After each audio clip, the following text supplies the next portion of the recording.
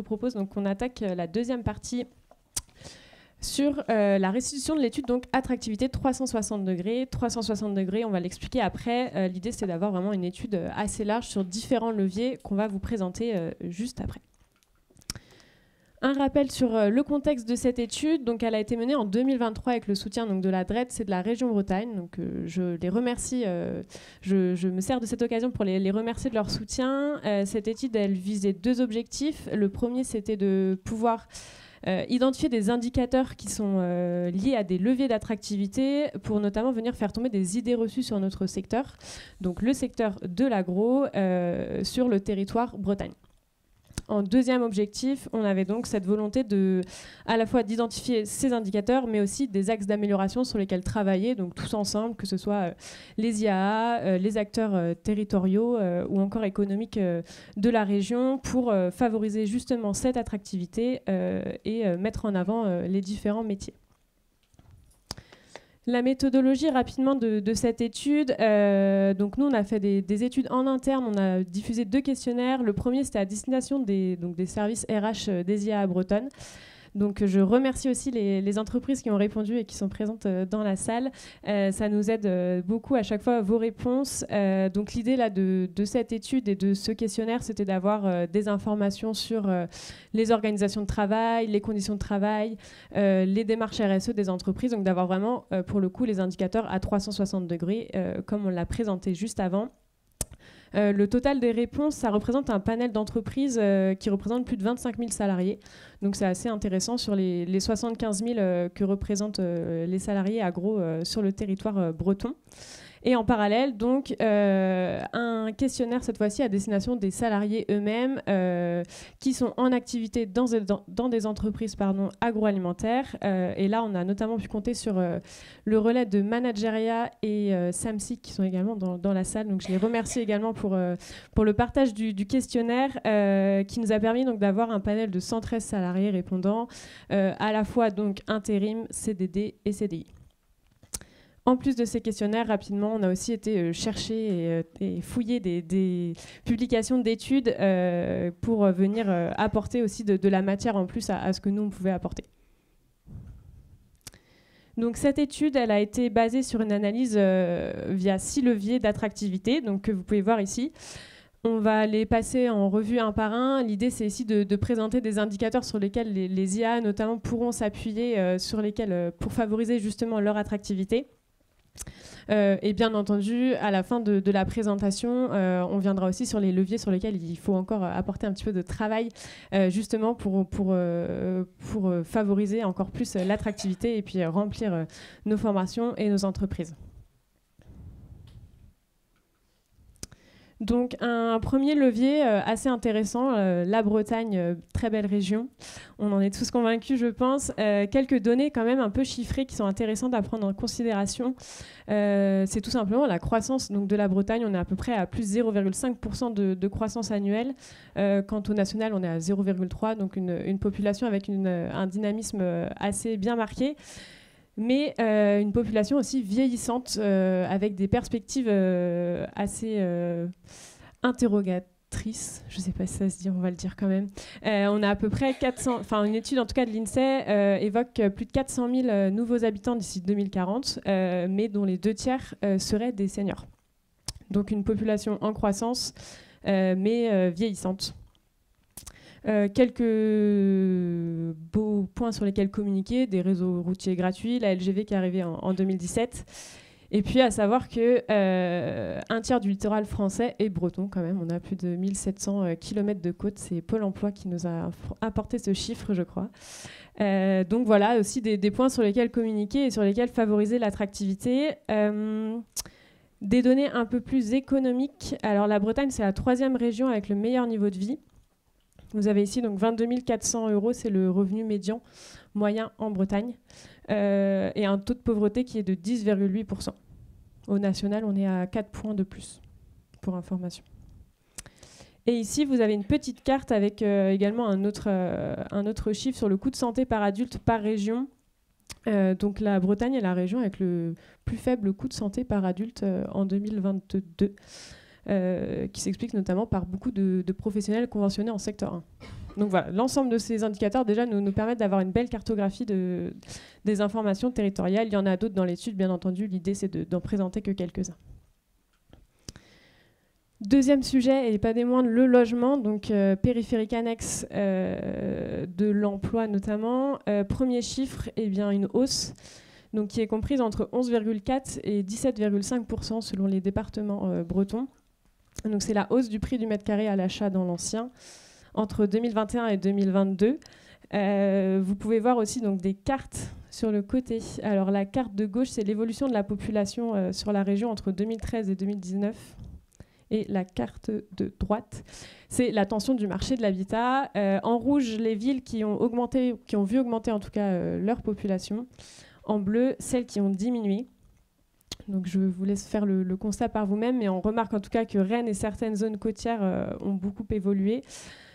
À l'inverse, le centre-Bretagne et puis des villes comme Douarnenez, Quiberon, Saint-Brieuc ou encore Morlaix ont vu leur nombre d'habitants diminuer. Donc une évolution versus une diminution et une tension qui est assez donc, accrue, corrélée à l'évolution positive de la population. Un chiffre issu de notre questionnaire. Donc 18% des salariés déclarent avoir rencontré des difficultés pour se loger, pour accéder dans une prise de poste. Vous avez ici donc, les 3 premières raisons principales dans l'ordre. En premier, on a donc le prix des logements qui est assez élevé. La faible quantité de logements à proximité du lieu de travail et la pénurie de logements. Donc on aura l'occasion de reparler de ces sujets-là aussi après pendant la table ronde, mais ça vous permet en tout cas d'avoir quelques chiffres clés sur cet indicateur. Troisième levier, le levier de la mobilité. Donc vous avez aussi quelques données, 23 minutes, c'est 0,3. C'est le temps moyen pour le trajet domicile-travail en Bretagne. Donc je vous laisse voir si ça correspond à peu près à ce que vous faites le matin. Vous avez ici la carte en fonction des EPCI et du temps de trajet. 80% des actifs bretons utilisent leur véhicule et ça reste quand même la voiture qui est le moyen le plus utilisé. Et puis une problématique majeure, c'est l'accessibilité des entreprises IA. On est à 16%, un peu plus de 16% qui sont accessibles en transport en commun. Donc là aussi, on aura l'occasion de repartager, de reparler de cette problématique d'accessibilité. Justement, les IA mettent en place des solutions. On a 3 IA sur 4 qui ont mis en place des dispositifs soit pour promouvoir ou pour organiser même tout simplement le covoiturage de leurs salariés. Et puis à côté d'un accompagnement logistique, on a un accompagnement financier avec 47% qui ont mis en place une prime transport. Donc là, c'est vraiment un accompagnement global qui est proposé. Et les salariés, quand ils étaient 18% à rencontrer des difficultés pour se loger, ils sont 37% à rencontrer des difficultés pour se rendre cette fois-ci sur leur lieu de travail. Donc vous avez un camembert juste ici, avec les principaux freins des salariés. Donc à près de 50%, c'est aussi le coût du transport qui ressort. Donc avec notamment la hausse des prix de l'essence récemment. Et puis en deuxième, vous avez justement le lieu de travail éloigné de logement. Donc on voit bien que mobilité, logement, tout ça, c'est fortement lié et qu'il ne faut pas penser individuellement, mais collectivement sur ces 2 sujets-là. On passe à un gros sujet, les politiques d'emploi et de ressources humaines. Quelques chiffres ici côté organisation du travail. Alors, vous avez ici un graphe. J'ai oublié de mettre la source, c'est pas bien, mais c'est JLL Workforce, il me semble, qui reprend en fait les top priorités des salariés sur différentes périodes. Donc vous avez avant Covid, octobre 2020, mars 2021, avril 2022. Je ne sais pas si vous voyez bien au fond, mais l'idée à retenir de ce graphe, c'est qu'on voit une montée en puissance, en tout cas de tout ce qui tourne autour de l'équilibre vie pro, vie perso, du bien-être au travail. Donc, qui sont les 2 premières priorités en post-Covid, donc avril 2022. Et à l'inverse, la REM, qui était la priorité numéro 1 avant Covid, dégringole peut-être pas, mais descend en tout cas jusqu'à la 3e place. Donc, ce qu'on remarque, c'est que l'équilibre vie pro, vie perso, c'est vraiment quelque chose de très important pour les salariés maintenant, avec tout ce qu'on on évoque autour du bien-être au travail, et puis on peut faire un lien avec la première source de satisfaction des salariés sur leur poste, qui est donc la relation avec les collègues.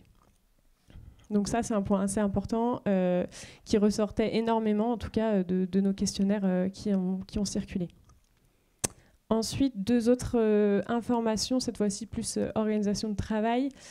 95% des offres, des postes des IAA offrent 2 jours de repos consécutifs. Et on a également 95% des postes qui ne sont pas concernés par de l'astreinte. Donc là, c'est également des chiffres assez intéressants à mettre en avant et sur lesquels s'appuyer. Et puis, on a à peu près une IAA sur 2 qui est fermée le week-end. Donc là aussi, en fonction des attentes personnelles des salariés, ça peut être aussi des leviers sur lesquels s'appuyer. Enfin, un petit chiffre sur les contrats et les embauches. On a 48% des embauches au premier trimestre 2023, que je ne me trompe pas, qui étaient donc des CDI, donc qui étaient assez en augmentation par rapport au dernier trimestre. Donc ça aussi, c'est intéressant d'avoir en tête que les IA offrent aussi des CDI et ce n'est pas uniquement de l'intérim ou des contrats plus précaires. Deuxième partie de ce levier politique d'emploi et de ressources humaines, la rémunération et notamment les agrégats de rémunération. Je vous ai mis ici une slide pour bien reprendre la composition du salaire. On part toujours d'un salaire de base et à ça, on y ajoute donc des primes d'ancienneté, d'équipe, des majorations, ce qui nous amène au final à un total cash qui prend en compte donc toutes ces briques ainsi que les primes d'intéressement et de participation. Donc on va voir après à travers des exemples qu'il est important finalement de ne pas se fier uniquement au salaire de base, mais bien d'englober toutes ces briques justement qui viennent constituer le salaire total, donc qu'on va appeler le total cash du salarié. Donc quelques chiffres cette fois-ci issus d'une autre étude. 4,6%, donc c'est la hausse du salaire de base entre 2021 et 2022 dans l'agro en Bretagne spécifiquement. Donc dans une volonté aussi de pouvoir accompagner suite à la période d'inflation qui a été marquée sur cette période-là. Un exemple de rémunération aussi. Donc justement ici, vous avez le salaire de base en jaune et le total cash en bleu d'un conducteur de machine niveau 2. Donc là, on voit qu'on a presque quasiment 7 000 € de différence entre le salaire de base initial et une fois qu'on ajoute donc tous les agrégats qu'on a vus juste avant, on arrive à un total cash de plus de 30 000 €. Donc d'où l'importance de vraiment communiquer et capitaliser sur cette finalité de rémunération finalement qui est assez importante et qui peut très vite varier selon les types de postes. Et on vous a mis aussi pour avoir en référence le total cash d'un opérateur de production de moins de 30 ans, donc qui est de 23 329 € brut annuel, sachant que le SMIC était à peu près à la même période à un peu plus de 20 000 €. 20 000 €, oui, c'est ça. Des chiffres également au-delà de la rémunération, on s'est intéressé au turnover et à l'absentéisme. Donc des chiffres 8,7, taux de turnover moyen des IA en Bretagne. Et puis le taux d'absentéisme, donc on a 4,1% pour les cadres et 8,1% pour les non-cadres. On a constaté une hausse assez importante du taux justement d'absentéisme pour les cadres.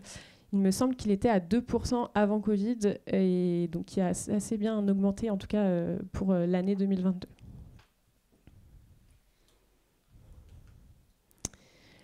Quatrième levier, compétences et formations. Alors on en a déjà bien parlé juste avant. Le but c'est pas de répéter ce qui a été dit dans le cadre de l'étude d'ICTIA, mais voici quelques chiffres complémentaires en tout cas qui peuvent être intéressants à souligner.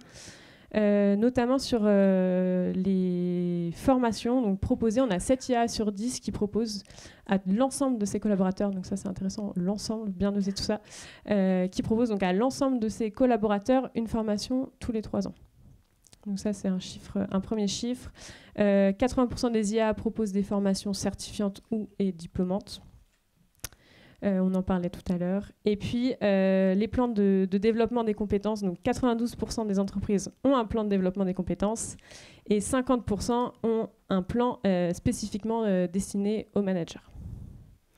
Et puis, on parlait aussi d'attirer dans les formations. Les IA semblent, en tout cas, prêtes à accueillir dès le plus jeune âge, puisqu'on a 96% des IA qui accueillent des stagiaires de 3e. Donc, c'est assez intéressant de pouvoir montrer la diversité des métiers dès le plus jeune âge. Enfin, dernier sujet, donc les attentes sociétales. Donc là, vous avez des données un peu plus sur RSE, donc sur l'eau et puis le côté social. Donc on a 8 IA sur 10 qui ont mis en place des plans d'action d'économie d'eau et d'énergie. Donc on voit cette volonté d'être engagé en tout cas dans cette dynamique de réduction d'eau et de consommation d'énergie. Un chiffre qui est issu aussi d'une étude qu'on a menée en interne, qu'on ne soupçonne pas vraiment. Sur 100 litres prélevés, les IA en restituent 98 dans les milieux naturels. Donc souvent, on a cette vision de l'industrie qui utilise beaucoup d'eau, mais finalement, elle en restitue également énormément. Et puis, sur la gestion des déchets, on a 90% des IAA qui ont un plan spécifique de recyclage des déchets de production. Sur la droite, vous avez des chiffres un peu plus sociaux, on va dire, avec 75% des IAA qui sont engagés dans une démarche de don alimentaire. Donc là aussi, un sujet d'autant plus important avec l'actualité du moment. Pardon. Et enfin, l'index d'égalité moyen qui est de 93 sur notre panel de répondants. Ici, on s'intéresse davantage à la perception des salariés du secteur. On a quand même 7 salariés sur 10 qui sont fiers et épanouis de leur travail actuel. Je vais prendre un petit coup d'eau, si ça ne vous dérange pas.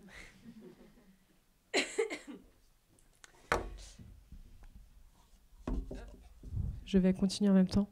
Donc 7 sur 10 qui sont épanouis dans leur travail et puis 70% également qui recommandent à leurs proches de travailler dans l'agro. Merci, je cherche la bouteille d'eau. C'est super. Ah bah merci. Donc on a vraiment cette sensation de salariés investis dans leurs entreprises, dans leur travail, et ça c'est vraiment intéressant à faire ressortir, d'autant plus, merci. D'autant plus quand on voit qu'on a à la fois des intérims, des CDD et des CDI qui ont répondu. Et un autre chiffre intéressant, c'est que 76% des salariés consomment les produits qu'ils fabriquent. Donc ça aussi, et quand ils les consomment, vous avez ici les 2 principaux adjectifs qui sont utilisés. Ils les considèrent comme des produits bons et de qualité. Donc finalement, les salariés peuvent être en tout cas de vrais relais et des ambassadeurs pour l'entreprise, pour notamment la marque employeur. Et enfin, en orange, vous avez ici les 2 valeurs principales associées par les salariés sur le secteur agroalimentaire. En premier, la vocation de nourrir le monde, donc revenir aux besoins primaires de tout simplement manger. Et puis la notion de réactivité quand même qui est bien ressortie dans cette étude et qui montre notamment le besoin d'agir justement de manière rapide et efficace pour mener à bien toutes les commandes nécessaires. J'en ai perdu ma zapette. Alors là, je vous ai présenté donc tous les indicateurs, on va dire plutôt positifs qui sont sortis de cette étude. Bien entendu, il y a eu certains aspects qui peuvent être, sur lesquels du moins on voit qu'il y a encore du travail à faire. On en a identifié 4, donc qui sont affichés juste ici. On a donc la rémunération.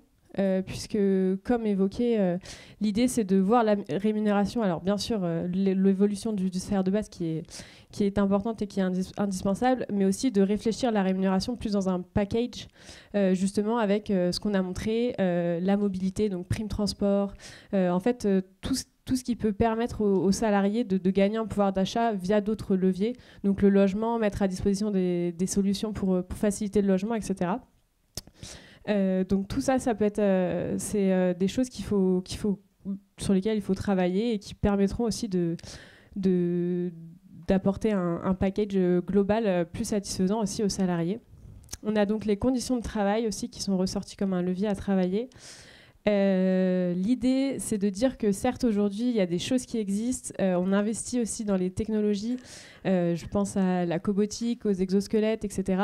Mais pour autant, il y a des travaux de fond à faire et à apporter.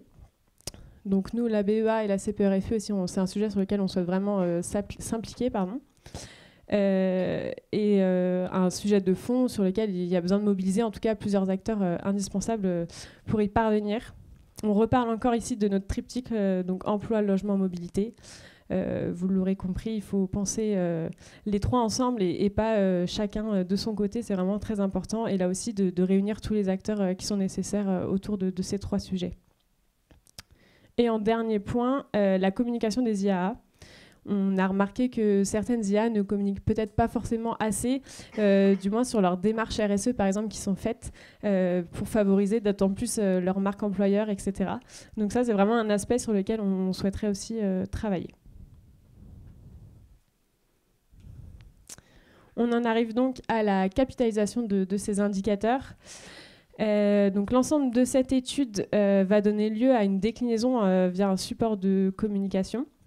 Donc ce support, il est à destination de plusieurs cibles, à la fois des demandeurs d'emploi, des conseillers en agence, ou aussi même du grand public pour faire connaître tout simplement le secteur et puis ses fonctions. Donc on a aussi un souhait de davantage sensibiliser et communiquer auprès des IA justement sur ces chiffres qui sont sortis pour que les IA regardent aussi ce qui est fait autour sur le territoire et pas être restés forcément sur ce qui est fait chez eux. Donc c'est vraiment l'idée de pouvoir comparer et de pouvoir piocher des idées chez les uns et chez les autres.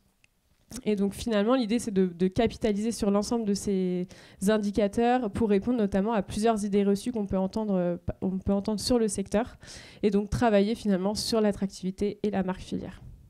Et enfin, travailler collectivement donc, sur les leviers identifiés qu'on a présentés juste avant. Donc, cette étude a donné lieu, on va dire, à la réalisation d'une affiche, donc travail dans l'agro en Bretagne en 9 idées. Donc l'idée, c'était vraiment de reprendre 9 idées reçues assez fortes, on va dire, qu'on peut retrouver sur le secteur et de venir imbriquer nos indicateurs sur ces études-là. Donc voici l'affiche qu'on a préparée. Vous la trouverez en sortie. Elle sera affichée, vous pourrez la regarder plus en détail. Mais l'idée, c'est vraiment de s'en servir comme un vrai outil de communication auprès de plusieurs cibles. Et je crois que j'en ai fini avec cette restitution d'études. On va donc laisser la place à la table ronde. Et comme ça, je vais laisser Jean-Bernard prendre le relais.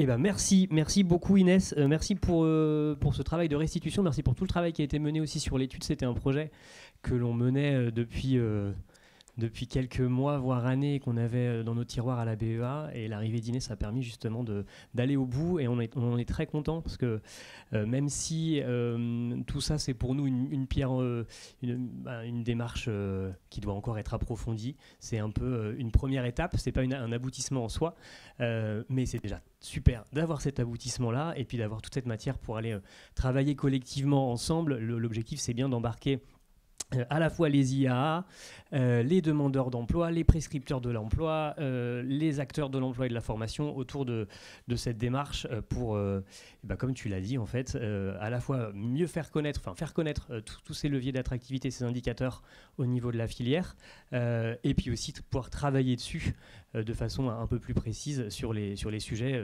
sur lesquels il y a encore du travail à mener. On va prendre un petit peu de temps ensemble, encore 1 heure, pour approfondir en fait ces éléments-là, et donc je vais accueillir à mes côtés 4 personnes. Je vais donc demander à Elsa Robillard, à Florence Cloarec, à Patrick Dolcy et à Alban Rocher de nous rejoindre. Elsa est responsable RH à la Belle-Illoise, Florence est DRH pour le groupe Solina, Alban est représentant de la CFTC et Patrick, délégué régional suppléant CFE-CGC, tous les 2 membres de la commission paritaire régionale emploi-formation du secteur alimentaire. Et donc on va pouvoir ensemble commenter ces éléments, les illustrer aussi avec vos points de vue, que ce soit côté service RH entreprise, mais aussi côté salarié. Et puis à travers l'intervention d'autres personnes qu'on aura le plaisir d'accueillir tout à l'heure, on pourra aussi faire des focus spécifiques sur certaines thématiques. Vous l'avez compris, l'étude elle est assez large en fait. Vous aurez la restitution dans sa globalité. Là on n'a fait qu'une synthèse, donc on pourrait passer potentiellement des heures dessus. On va sûrement continuer à passer encore quelques heures dessus, mais là on va se focaliser sur certains points. Déjà, en vous ayant là tous les quatre à mes côtés, est-ce qu'il y a des éléments sur lesquels vous souhaitez rebondir à chaud? Est-ce qu'il y a certains, peut-être un indicateur qui vous fait réagir? Là, je cherche les regards. À qui pour prendre la parole? Elsa, c'est parti. Bonjour à tous et à tous. Donc un indicateur peut-être qui ressort pour nous, on va dire à la Belle-Îloise un peu plus que les autres, c'est la partie tension du marché de l'immobilier. Puisque pour l'information, donc nous, on a notre seul et unique site de fabrication qui se trouve à Quiberon, donc secteur Morbihan, avec un prix de l'immobilier qui a flambé, notamment après la crise sanitaire.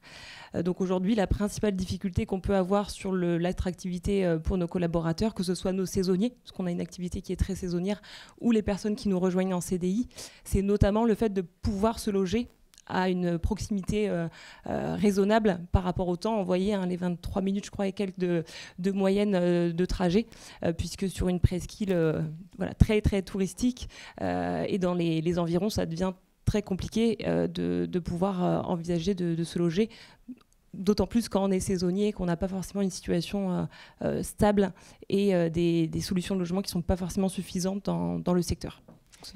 C'est vrai que le cas de la Belle-Îloise est peut-être un cas d'école sur la complexité géographique et la complexité du logement. Merci Elsa pour ces précisions. Est-ce que Alban, Patrick ou Florence, vous voulez aussi réagir sur un indicateur? Sur le logement, je pense que les entreprises pourraient... Non. Ouais, peut-être celui-là. Merci. Je veux dire, sur le logement, peut-être que les entreprises pourraient financer des logements à la construction pour pouvoir loger leurs salariés, tout simplement. Alors il y a des démarches qui se mettent en place sur ces sujets-là. Je sais que ENAF notamment a commencé à lancer des choses en réhabilitant des maisons à destination notamment de stagiaires ou d'alternants. Il y a des expérimentations en cours, effectivement. Voilà, moi je voulais rebondir, donc pas tout à fait la même situation qu'Elsa, donc effectivement quelques problématiques de logement aussi quand même, puisque nous sommes positionnés pour l'un des sites à Bresles-sous-Montfort, donc c'est près de Rennes et trop loin. Donc pour les opérateurs de production, c'est un frein, donc on multiplie nos axes de recrutement avec plutôt une proximité et des maillages locaux. Mais cela dit, on peut attirer potentiellement des gens qui habitent un petit peu loin, donc Château-Giron, etc. Ça va être à l'autre bout de Rennes. Et donc, on a une réflexion avec mon chargé de développement RH, qui est d'ailleurs parmi vous. Et justement, lors de Work in Agro, on a été contacté par cet organisme qui s'appelle Executive Relocation et qui nous a permis en fait d'accompagner des collaborateurs à non seulement définir le besoin, trouver un logement, les accompagner à la visite et mettre en place tous les contrats de service. Donc avec des financements gouvernementaux. Donc globalement, on a réussi à trouver des logements pour quelques collaborateurs. Donc ça se sait maintenant, mais il y a quand même des conditions évidemment de soit plus d'1 heure et demie de trajet en transport en commun, excusez-moi, et puis une condition de 75 km du lieu de travail. Mais bon, voilà, c'est un premier axe, on a trouvé ce moyen-là. Patrick, est-ce que tu veux réagir? Alors moi, je vais juste me présenter en vous disant que je ne fais pas partie de l'agro, mais plutôt agri. Donc je connais pas bien encore l'agro, je suis un peu nouveau. C'est surtout l'agriculture que je connais et nous le problème d'attractivité c'est franchement le transport. C'est-à-dire qu'on est assez excentré et les gens ne veulent pas venir trop à la campagne non plus habiter et Et le transport a un coût énorme, donc des difficultés à trouver des gens par rapport au salaire et au coût du transport tous les jours, quoi. Ok. On va revenir tout à l'heure un petit peu plus précisément sur ces sujets mobilité, transport. Par contre, tu veux... Non, je voulais rebondir plus sur un élément de l'enquête que je trouvais intéressant, c'était la fierté des collaborateurs d'être dans leur entreprise. Et du coup, on parlait d'attractivité. Et je trouve que nos acteurs, nos salariés sont nos ambassadeurs. Et quand on voit une enquête comme ça avec des collaborateurs qui sont fiers de travailler dans leur entreprise, je pense que c'est un bon levier pour attirer des candidats. Voilà, parce qu'il faut multiplier nos sources d'attraction. Donc, c'est peut-être pas nouveau pour vous, mais nous, on a mis en place la cooptation qui marche plutôt bien. On l'a valorisé assez fortement et du coup ça représente 5 à 10% de nos recrutements. Voilà, c'est un levier comme un autre, mais voilà, je pense qu'il faut y penser. Autre chose, l'intervenante tout à l'heure sur les dispositifs Pôle emploi, POEC, etc. Nous, on a utilisé ces dispositifs du coup en partenariat avec Pôle emploi. L'idée, c'était en fait une présentation de l'entreprise, une intervention de Pôle emploi sur les dispositifs et pourvoyeur d'ailleurs de candidats pour nous. Et puis, on a orchestré une visite d'usine pour que nos futurs collaborateurs voient la vraie vie chez Solina. Et ensuite, on les a remis en salle tous et on a fait intervenir, là encore, un ambassadeur qu'on n'avait pas briefé, un chef d'équipe. Il était opérateur de production avant, il a évolué au sein de l'entreprise et du coup c'était du discours vrai auprès des futurs salariés ou en tout cas des candidats potentiels chez Solina. Donc on a fait ça à plusieurs reprises. On a également fait un certain nombre de portes ouvertes. Voilà, c'est ça m'a fait écho en tout cas l'appartenance du salarié. Ouais, mais ça c'est une tendance qu'on constate et qu'on sent aussi pousser de plus en plus, nous, côté ABEA. On a pu mettre en place Food Talent, un événement en mars dernier sur lequel il y avait un parcours de découverte des métiers dans lequel des collaborateurs sont venus présenter leurs fonctions, leurs métiers. Donc il y avait de la production aux fonctions support en passant par la R&D, etc. Et on en parlait encore avec Christelle, je sais que tu es par là, voilà, qui travaille pour Neozer et qui nous témoignait hier le retour de son conducteur de machine, je crois, qui est venu sur place et qui était lui qui s'est senti super heureux, valorisé de partager son expérience. Et parallèlement, on avait aussi des jeunes, des demandeurs d'emploi qui sont très intéressés de pouvoir directement échanger avec des collaborateurs. Voilà, c'est complémentaire aussi à une approche RH, et on sent que c'est quelque chose vers lequel il faut aller. Et effectivement, c'est ce qu'on voulait avec cette étude. On sent qu'on a des petites pépites, en toute humilité, sur de leviers d'attractivité qui sont qu'il faut peut-être aller un peu travailler plus en détail. Et c'est ce qu'on va tâcher de faire. Mais merci pour ces premiers mots d'introduction. Je vais tout de suite demander à Cécile Bouler de nous rejoindre. Cécile Bouler est directrice du cabinet Manageria qui est spécialisée dans le recrutement des cadres. J'avais donné, très bien. Et attention, il y a un fil. Oui. Et Cécile, on a mobilisé bien sûr Manageria sur cette enquête, notamment pour questionner votre pool de candidats. Et ce que j'aimerais, là, en te faisant venir ici, c'est que peut-être déjà nous donner aussi une réaction à chaud et puis nous dire en quoi ces éléments-là qu'on a pu identifier avec Inès, en quoi ils font écho finalement à des attentes de candidats que toi tu peux rencontrer au quotidien avec ton équipe. Dans le cadre de tes activités. Bonjour à tous et puis bravo pour le travail réalisé parce que l'enquête au complet, elle est passionnante et je vais d'ailleurs citer un chiffre que vous n'aviez pas mis en avant. D'abord, ce que j'ai envie de dire, c'est que nos IAA, elles sont vraiment confrontées à un défi qui prend plusieurs formes. Il faut attirer dans un contexte ultra chahuté, avec parfois peu de moyens. C'est le plein emploi, il manque des gens formés. Les entreprises sont peu accessibles en transport, la pyramide des âges, le changement des métiers. Voilà, ça fait pas mal de sujets à relever. Par contre, la bonne nouvelle, c'est qu'il y a une vraie prise de conscience, en tout cas du côté des équipes RH. Et on a vu monter en compétence aussi les équipes RH. C'est aussi ça qui est très rassurant sur nos métiers. C'est que la RH a vraiment pris ces sujets à bras-le-corps.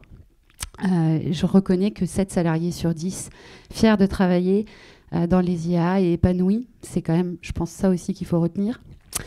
Et il y avait un autre chiffre que j'avais bien aimé dans l'étude, c'est que vous avez 65% des jeunes de 18 à 24 ans qui ont une bonne image des IA au niveau national.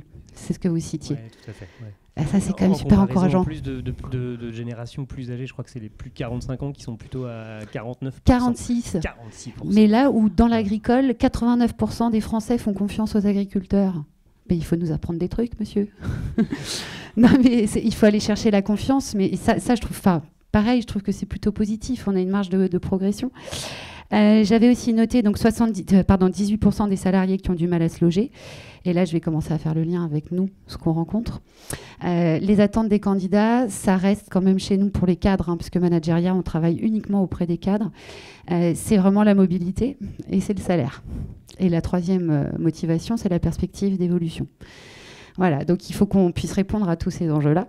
Et clairement, quand on est une entreprise agroalimentaire et qu'on est situé dans un terrain d'emploi où le conjoint ne va pas forcément retrouver un job, où les enfants ne vont pas forcément pouvoir faire des études qui leur conviennent, ça va poser problème. Et charge à nous, cabinet, de travailler avec nos clients sur leurs facteurs d'attractivité. Voilà. Ce que je voulais dire aussi, mais pour pas trop monopoliser la parole, je vais enlever toutes mes petites notes. Peut-être proposer des pistes par rapport au levier aussi que vous avez identifié.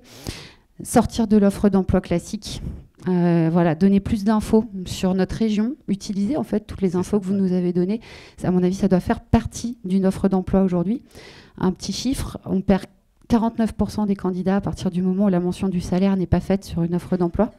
On a vu que la rémunération, c'était un sujet. Je viens de vous dire que pour nous, la rémunération chez les cadres, ça restait un enjeu. Je pense qu'en fait, il faut afficher la couleur. Voilà, quand on peut le faire et quand on est suffisamment mature et qu'on peut communiquer sur une fourchette de salaire, en fait, il vaut mieux le faire. C'est peut-être plus discriminant à l'entrée, mais au moins, on ne perd pas un candidat en cours de process pour une question de rémunération à la fin. Donc voilà, ça peut être une piste.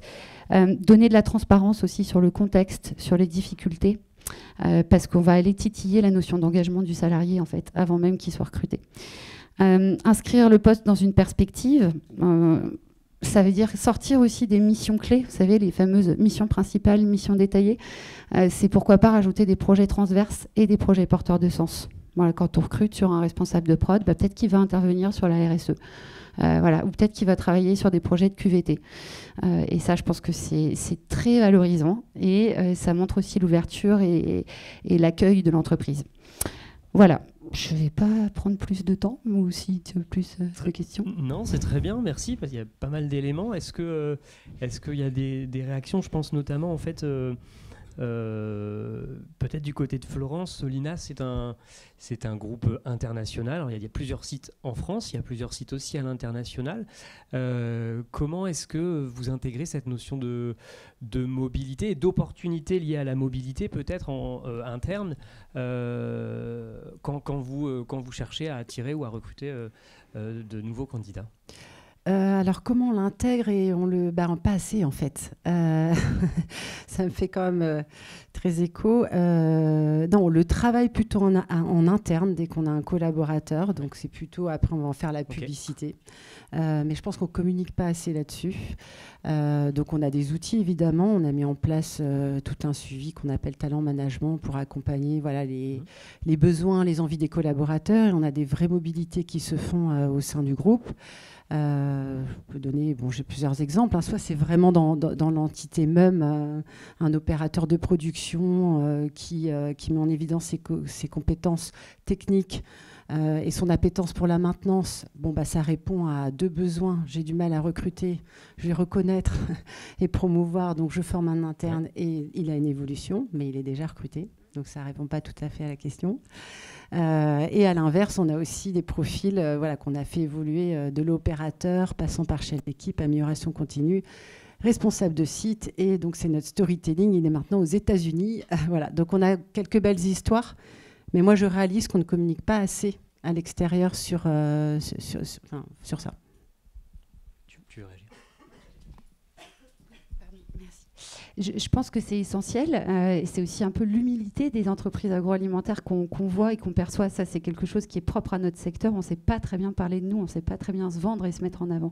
Mais aussi sur les parcours que vous évoquiez, qui peuvent être hyper inspirants pour des candidats externes. Nous, on a été souvent confrontés en tant que cabinet conseiller en recrutement à des demandes très spécifiques de nos clients sur recrutez-nous un talent. On a un graduate programme, on va l'envoyer 6 mois dans tel pays, 6 mois dans tel pays, il va faire 6 mois aux achats, il va faire 6 mois en prod, il va faire 6 mois en supply, puis après il pourra choisir son job.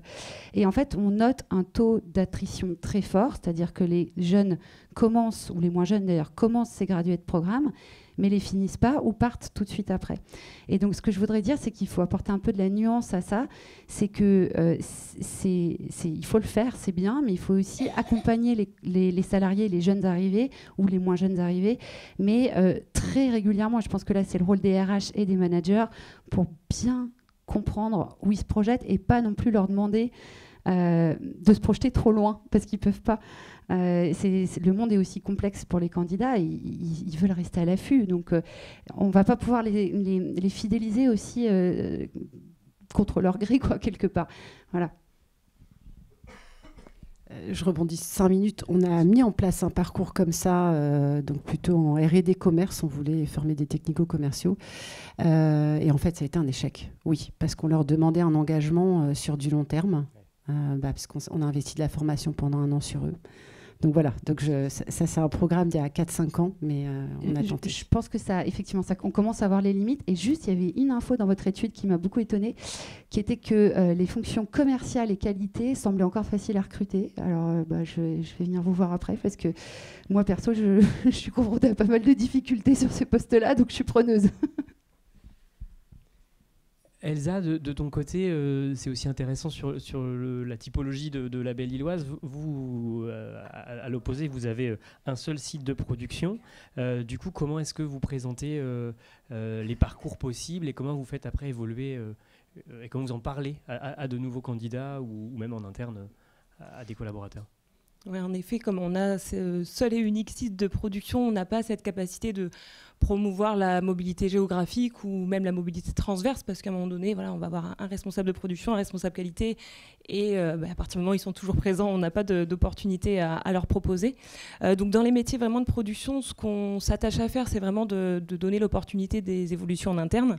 Aujourd'hui, parmi nos encadrants de proximité, donc on va sous-entendre les conducteurs machines jusqu'au chef d'équipe, 85% de ces personnes au niveau de notre site de Quiberon viennent de postes d'opérateurs, donc des personnes qu'on a fait évoluer en interne, qu'on a accompagnées via des parcours aussi cadrés, organisés. On est parti des référentiels de l'alimentaire pour avoir vraiment des grilles d'évaluation et après défini des formateurs internes qui accompagnent leurs nouveaux collègues dans ces fonctions. Et ça, force de dire que ça marche très bien parce qu'après, c'est des personnes qu'on arrive vraiment à fidéliser dans la durée. Donc ça, c'est un premier point plus pour les équipes de production. Et après, globalement aussi, on est engagé depuis plusieurs années, mais vraiment labellisé depuis 2 ans. Dans le cadre de tous nos engagements RSE, vient un label qu'on a choisi. Choisi pourquoi ? Parce qu'il a une vocation aussi à évoluer. C'est-à-dire que l'auditeur ne vient pas juste pour dire voilà, est-ce que vous êtes toujours dans les critères attendus par rapport à une norme ? C'est-à-dire qu'à chaque fois, on doit s'attacher sur chaque critère des engagements RSE à montrer qu'on évolue, qu'on fait de nouvelles choses, qu'on va plus loin. Et donc ce label s'appelle Enseigne responsable. Et dans ce cadre-là, on n'a pas voulu traiter la RSE comme un sujet qui n'était pas le sujet collectif, mais vraiment le rattacher à chacun. C'est-à-dire que concrètement, dans l'ensemble des engagements qui sont définis par ce label, on va derrière mener des appels au volontariat. Donc pour avancer sur une action concrète. Et là, on va mettre autour de la table des personnes du HSE, des personnes de la maintenance pour aller agir sur une action concrète de la RSE. Et ça permet aussi justement à un moment donné, une fois qu'on est bien installé dans son poste, qu'on a potentiellement une aisance dans ses missions au quotidien, nous, on n'a pas cette opportunité de dire voilà ce qu'on peut vous proposer de plus ou sur un autre site, mais de se dire voilà, on sort un peu de son cœur de métier, de sa zone de confort, et on va mener des projets aussi qui, aujourd'hui, on voit un compte pour les plus jeunes générations, mais c'est valable pour toutes les tranches d'âge. Les sujets de la RSE, ça nous touche chacun, et c'est vrai que c'est forcément aussi plus de fierté de travailler dans une entreprise où on voit que ces facteurs sont essentiels et que l'entreprise a vraiment son rôle à jouer et le prend à part entière. Et c'est intéressant, ça fait directement écho à ce que tu disais, Cécile, en fait, des attentes vis-à-vis d'un candidat qui ne va pas s'arrêter finalement uniquement à la liste de ses missions potentielles, mais aussi avoir l'opportunité d'aller voir plus loin, notamment sur, tu citais la QVT, mais aussi les démarches RSE, effectivement. Ça déploie le sentiment d'appartenance. Pardon. Ça déploie le sentiment d'appartenance. Je pense que c'est vraiment ça qui est clé. Et peut-être aussi, j'avais oublié d'en parler tout à l'heure, la flexibilité, ça peut aussi être je parle toujours pour les cadres, hein, c'est toujours un peu de très petites lunettes, mais c'est aussi peut-être des choses que vous avez mis en place, je ne sais pas, mais nous on voit que dans les attentes des candidats, c'est de plus en plus fort, quoi. Alors ça va être le fameux télétravail, mais ça peut aussi être la semaine de 4 jours, on commence à en entendre parler aussi. Ça peut être l'implantation géographique de la personne, c'est-à-dire qu'elle ne déménage pas, mais elle viendra régulièrement sur site ou au bureau. Enfin, voilà, c'est tous ces aspects-là qui sont aussi à avoir en tête quand on recrute sur des postes de cadre. Merci beaucoup Cécile. Attention, alors il y a toujours un fil. Merci pour cette intervention, merci pour cet éclairage. On va poursuivre sur un autre sujet qu'on a commencé déjà à aborder ensemble. C'est le sujet de la mobilité. Et pour ce faire, j'ai demandé à Bérengère de nous rejoindre. Bérengère de Bourgard, tu es DRH chez Stalaven. Toujours un fil, voilà, ouais, je suis désolé, on est un peu court. Et en fait, on va parler ensemble d'une expérimentation que vous avez pu mettre en place, vous, chez Stalaven, donc à Iffignac, sur le site d'Iffignac, et qui est, je pense, assez intéressante à faire connaître, parce qu'elle est finalement... elle illustre peut-être duplicable, et puis elle illustre aussi la situation de beaucoup d'entreprises. On l'a vu tout à l'heure, le chiffre c'était plus de 16% des sites qui ne sont pas accessibles en transport en commun, et donc vous êtes allé justement chercher à travailler là-dessus. Quelle était la problématique de départ? Je te laisse après, je me tais. Merci Jean-Bernard déjà pour ton invitation. Peut-être juste un petit point de contexte quand même pour expliquer ce qui est Stalaven. Donc oui, on est une belle entreprise qui élaborons et distribuons en fait des produits traiteurs et salaisons. On a 5 sites, un site principal qui est le site qui est basé à Iffignac. Alors je ne sais pas si vous savez où est Iffignac, mais c'est proche de Saint-Brieuc. Voilà. Et puis il est à cheval entre entre Iffignac et Lyon. Et puis, il n'est pas accessible, c'est-à-dire qu'il est très beau, 40 000 m², il y a à peu près entre 600 et 800 collaborateurs, mais pour y aller, c'est la voiture, la trottinette, la marche à pied, et voilà. Donc, notre projet qu'on veut vous partager, c'était un projet de mobilité. Donc, ce projet de mobilité, il devait répondre à 4 enjeux majeurs, je dirais 3 enjeux internes, qui étaient sécurisés, faciliter et puis décarboner en fait les trajets de nos collaborateurs. Et puis un enjeu qui correspond finalement à nos enjeux à tous, qui est l'attractivité. Parce que quand vous avez ce type de contraintes, eh bien, évidemment, ça ne facilite pas les recrutements. Voilà. Alors, merci pour cette explication de la situation. Comment s'est construit le projet derrière avec les différents acteurs ? Alors c'est très long, en tout cas pour nous ça a été très long. On a commencé d'abord par des petites actions individuelles, internes. Voilà, on a participé à mettre en avant le vélo électrique. On a remboursé les trajets en vélo. Voilà, on a démultiplié un certain nombre d'actions, mais qui n'étaient absolument pas efficaces ou assez efficientes pour répondre à nos enjeux. Et donc on s'est dit aussi, par ailleurs, qu'on avait une taxe transport énorme. Voilà, probablement une contribution à l'agglomération qui était très importante. Donc, on est allé les voir. Et on leur a dit, bah voilà, comment pouvez-vous nous aider à répondre à ces 4 enjeux. Donc, ça a été le travail avec... Saint-Brieuc, Armor Agglomération, et puis les transports, Tube. Voilà, donc c'est un projet qui a commencé il y a 1 an, qui a demandé un petit groupe de travail interne.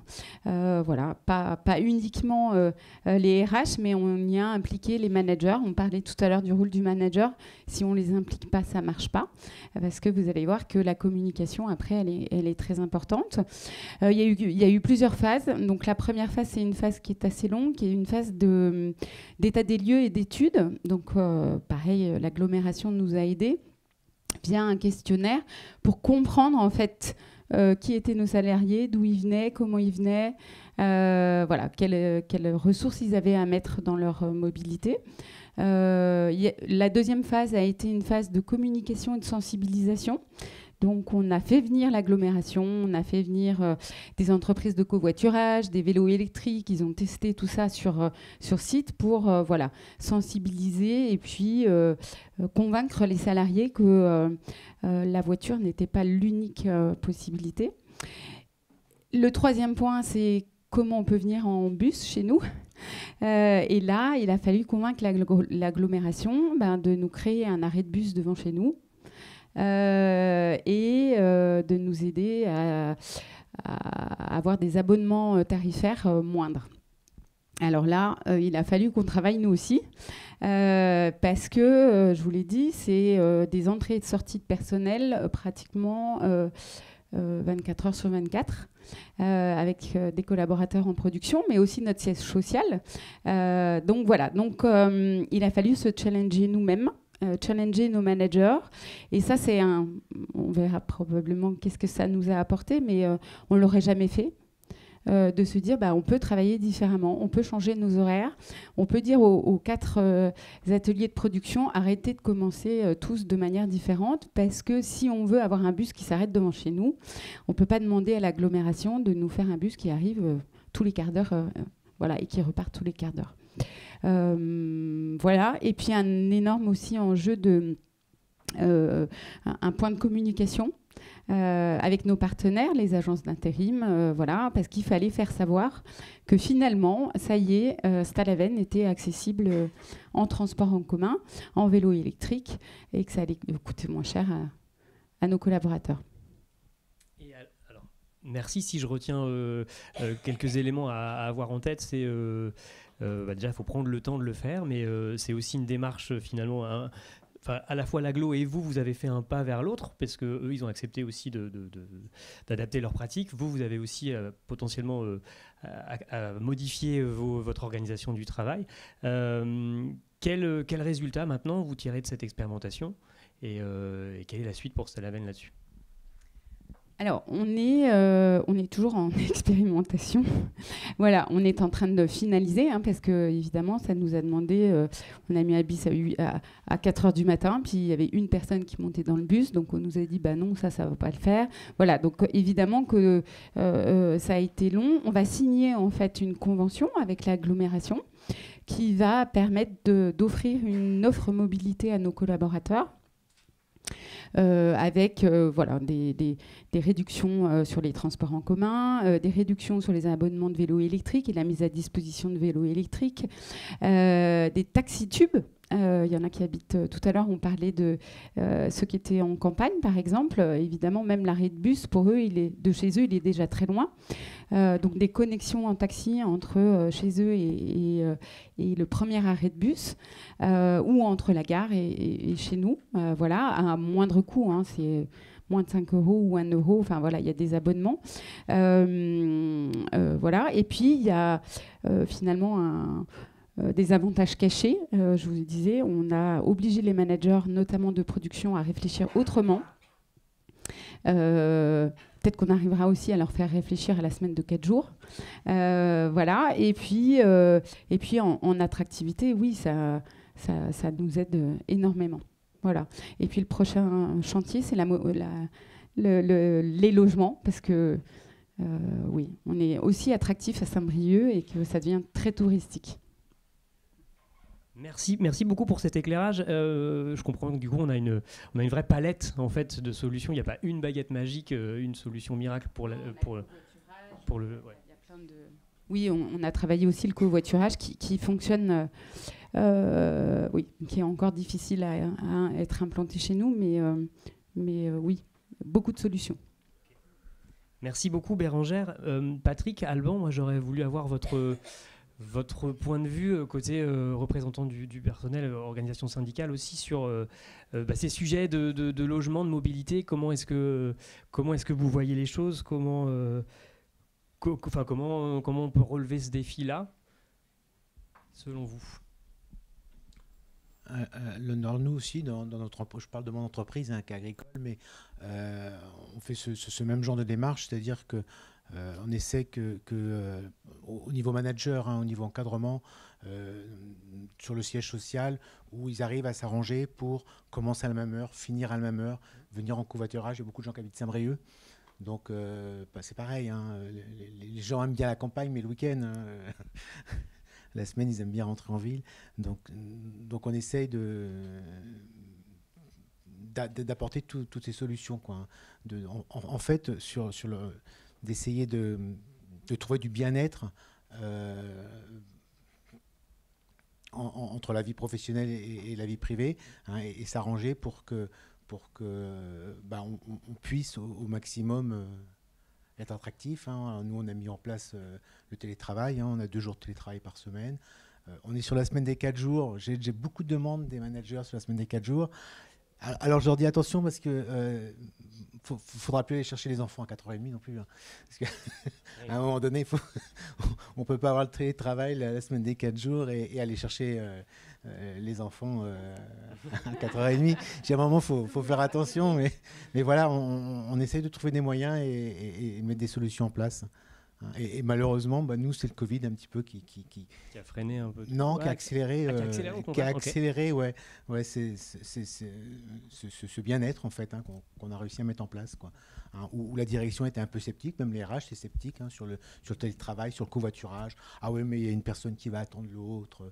Il y en a une qui vont, comme ils travaillent pas en même temps, si jamais il y a un petit peu plus de travail en fin de journée, ils avaient peur de ça en fait, c'est-à-dire que les gens se lassent du covoiturage, se lassent de tout ça, et puis en fait reviennent ou changent d'entreprise tout simplement. Et non, ça se passe bien. Ouais. Ok. Alban, est-ce que... Mais il y a beaucoup de discussions entre les représentants syndicaux et les RH. Il y a beaucoup de dialogue et ça fonctionne. Ouais. Ok. Une simple remarque, dans l'agroalimentaire, il y a une habitude qui a été prise depuis des années, avant que j'étais salarié sans doute, c'est qu'on commence de bonne heure. Et les transports ne sont pas adaptés à nos horaires. Donc même si les transports en commun existent, sur ça, ils passent près des salles d'entreprise, mais ils ne commencent pas à 3h du matin. Donc je pense qu'il y a un effort à faire des entreprises pour commencer moins tôt le matin. Moi, je travaille dans le milieu de la viande et je sais que je commence de bonne heure. Je commence à 4h, 5h, vers 3h en salle d'entreprise. Et ça ne nécessite pas parce qu'à midi, on a fini. Donc si on commencerait plus tard le matin, je pense en matière de mobilité, de transport, ce serait beaucoup plus facile. Ouais, un sujet c'est une habitude qui a été prise. Et quand tu demandes aux managers, aux dirigeants, pourquoi vous commencez de bonne heure, c'est comme ça. Voilà. Ouais. Alors, c'est des organisations qui sont lourdes après à changer sur l'organisation du travail, mais on avait l'exemple en commission RH de Chancerelle qui nous partageait ça. Ils ont changé leur heure de fin de semaine. En fait, ils sont passés de 21h le vendredi à 19h. Ça peut paraître pas grand-chose en soi à 2 heures. En fait, c'était quand même une démarche assez lourde à mettre en place, mais avec un niveau de satisfaction du coup des salariés, des équipes qui était hyper intéressant. Donc, effectivement, on est en train de basculer ça améliore les conditions de travail parce que se lever de bonne heure le matin aussi, c'est pas facile. Pas toujours évident. Ok, merci beaucoup, merci Bérangère pour ces éléments. On va continuer et je vais demander à Marlène Leguet de me rejoindre. Marlène, et par ici s'il te plaît. Parce que sinon on n'est plus dans le champ. Marlène est cofondatrice et dirigeante du cabinet Vague de Sens, notamment spécialisée sur les jeunes générations. On a déjà travaillé ensemble avec l'IFRIA, entre autres, sur le décryptage justement des attentes, des comportements des jeunes générations. Marlène, toi, de par cette expertise-là, comment est-ce que tu réagis à cette étude et qu'est-ce que ta vision, du coup, l'expertise que tu as des jeunes va apporter notamment sur le temps passé en entreprise aussi, parce que c'est quelque chose qui est important d'attirer, mais derrière, de réussir à fidéliser. Voilà, une question très large, tu as 5 minutes. Je te remercie. Merci Jean-Bernard et merci de m'avoir invité aujourd'hui. Alors effectivement, là, il y a plein de termes qui sont ressortis tout à l'heure qui font complètement écho à des discours que je peux entendre, le sens, le sentiment d'utilité, donner la parole aux collaborateurs. C'est des choses que j'entends très fréquemment parce que pour resituer un petit peu ce que fait Vague de Sens, on va continuellement à la rencontre des jeunes, alors pas une poignée de jeunes, des milliers de jeunes chaque année à travers des études quantitatives, des centaines et des centaines de jeunes à travers des études qualitatives. L'objectif étant de bien comprendre quelles sont leurs attentes pour les traduire le plus fidèlement possible. Avant d'en venir à la partie fidélisation, j'aimerais quand même faire un petit point sur l'attractivité dont on a parlé jusqu'à présent. Quand on parle d'attractivité, donc nous on fait plein d'études sur le sujet, mais il y a un constat qu'on a fait, c'est qu'on parle souvent de moyens, mais on a le sentiment qu'on ne se questionne peut-être pas assez sur les enjeux. Ça, c'est quelque chose qui revient très souvent. Typiquement, quand on parle de recruter des jeunes générations, on a plein d'entreprises qui nous disent bon, bah, si on veut recruter des jeunes, il faut aller sur Instagram, il faut aller sur TikTok, un peu comme c'était un aimant à jeunes. En l'occurrence, ça ne l'est pas. Et quand on pose la question concernée et qu'on leur demande concrètement comment est-ce que vous y prenez pour rechercher votre premier emploi, ce qu'on constate, c'est qu'ils passent souvent par une plateforme. Alors pour les profils moins qualifiés, ça va être plutôt Indeed. Pour les profils plus qualifiés, ça va souvent être LinkedIn. Et ensuite, ils vont se rendre sur le site carrière de l'entreprise. Donc ça, c'est la première démarche. Et puis souvent, en parallèle, il y a aussi un questionnement, leur réseau personnel, les amis, la famille. Est-ce que vous connaissez telle entreprise ? Est-ce qu'il fait bon vivre au sein de cette entreprise ? Ils veulent savoir ce qui se passe au sein des murs de l'entreprise. Quand on a ça en tête, on comprend à quel point il est fondamental de soigner ces offres d'emploi. Tout à l'heure, Cécile, tu parlais du territoire. Donc effectivement, c'est des éléments qui sont importants d'intégrer dans ces offres d'emploi. Mais de manière plus générale, ce qu'ils veulent savoir, c'est ce qui se passe au sein des murs de l'entreprise avant même d'y avoir mis un pied. Parce que là, on vient répondre à l'enjeu qui, à ce moment-là, est la réassurance. On a besoin de les rassurer. De la même manière, je suis pour la transparence salariale. C'est ce qu'ils nous disent tout le temps. Ils veulent savoir combien ils vont être payés. Aujourd'hui, et c'est ce qu'on constate dans nos études, il y a une vraie préoccupation sur ce sujet, bien plus qu'il y a un an. Donc, autant que possible, donnez-leur des éléments là-dessus parce que ça va les aider à se positionner auprès de vous. Après, la rémunération, c'est important, mais ça ne fait pas tout.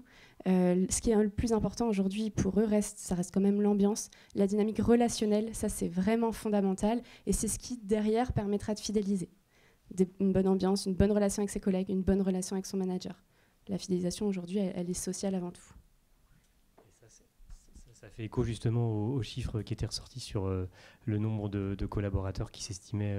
en tout cas, le premier point, le premier qualificatif qui était notamment la relation avec les collègues, qui était un vrai point fort et sur lequel on capitalise peut-être pas toujours suffisamment. Qu'est-ce que dit ton expertise sur les jeunes générations et leur perception d'intégration d'une entreprise tant qu'ils vont y passer? C'était ma question initiale. Je crois que tu as fait une étude dernièrement avec un chiffre intéressant. Oui, tout à fait. On a fait une étude au printemps dernier où on questionnait donc la première recherche d'emploi, mais aussi les projections en entreprise. Et ce qu'on a pu souligner, c'est que quand on les questionnait sur les projections d'entreprise, on avait 22% qui nous disaient moi, si tout se passe bien, je serais prêt à y faire toute ma carrière au sein de cette entreprise. Ça peut paraître très surprenant. Si on donne quand même quelques éléments de contexte, habituellement, sur ce type de questions, on est plutôt autour des 2-3%. C'est 2-3% de l'échantillon qui vont nous dire moi, je serais prêt à y passer toute ma carrière. Là, on est à 20%. Donc, de la même manière, il y a une différence qui est significative cette année et qui vient s'expliquer par des éléments contextuels, conjoncturels. Ils nous parlent beaucoup de la guerre en Ukraine qui les inquiète. Donc, ils ont besoin de sécurité et c'est pour ça qu'il y a cette projection-là. Traditionnellement, en termes de projection, on est aussi plutôt pour les profils qualifiés sur des projections à 2-3 ans pour les premiers postes et sur les profils moins qualifiés plutôt à 3-4 ans. Donc là, c'est pareil. Ça questionne évidemment d'avoir des jeunes qui nous disent moi, je suis prêt à y faire toute ma carrière. Alors, de là à se dire qu'un jeune sur 5 demain va passer 30 ans à vos côtés, personnellement, j'y crois pas. Mais se dire que peut-être qu'un jeune sur 5, au lieu de passer 2 ans à vos côtés, va peut-être en passer 4, et que finalement, au bout de 4 ans, parce qu'il y a une bonne ambiance, il va en passer 6, ça semble tout à fait possible. Et en tout cas, aujourd'hui, il y a une carte à jouer. Et ça commence par l'intégration. Tu en parlais tout à l'heure. L'intégration, mettre de l'humain, la variété des missions aussi que vous allez leur proposer, ça c'est très important pour eux. pour pouvoir les fidéliser. Mais vraiment, l'humain avant tout, l'intégration. Ce qui est dommage avec l'intégration, c'est que toutes les entreprises que je rencontre me disent oui, bien sûr, nous on propose une intégration, on soigne notre intégration. Et puis à côté de ça, dans cette étude, on a 77% des jeunes qui nous disent ne jamais avoir eu d'intégration.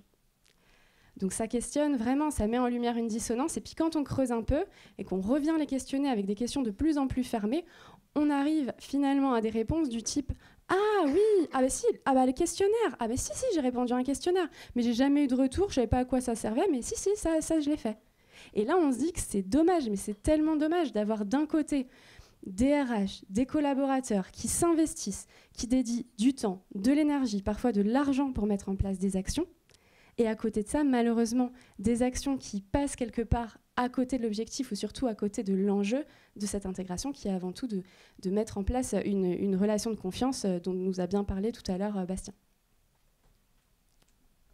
Merci Marlène pour ces éléments. Alors, 22% des jeunes qui se disent prêts à rester dans une entreprise si ça colle finalement, ça coche pas mal de cases par rapport à leurs attentes. C'est énorme par rapport aux 2 ou 3% que tu citais sur des résultats plus classiques. Ça, on laisse quand même 78, 78% qui vont aussi potentiellement peut-être bouger ou partir, revenir. Enfin, on parle de stop and go, etc. Florence, Elsa, comment est-ce que vous, en tant que RH, vous travaillez cet aspect-là? Comment est-ce que vous envisagez du coup la formation, le développement des compétences sur des collaborateurs qui potentiellement, dans quelques temps, peuvent partir ou sur lesquels vous avez plus de tendance, en tout cas que dans les années précédentes au départ? Comment est-ce que vous travaillez là-dessus?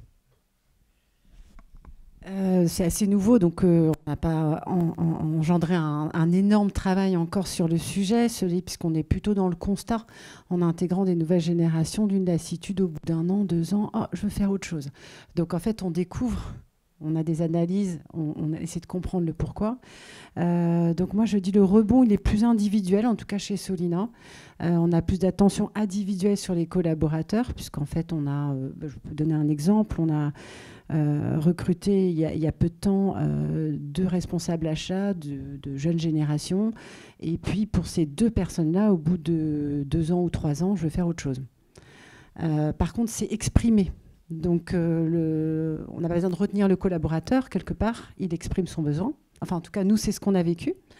Ce qui nous a permis de rebondir, mais parce qu'on a aussi la dimension internationale. Donc, ce n'est pas toujours le cas quand on est dans une petite entité. Elsa a parlé tu t'en parleras, mais c'est vrai que quand on a un seul site, peut-être que ça permet moins de répondre aux attentes, ou alors différemment.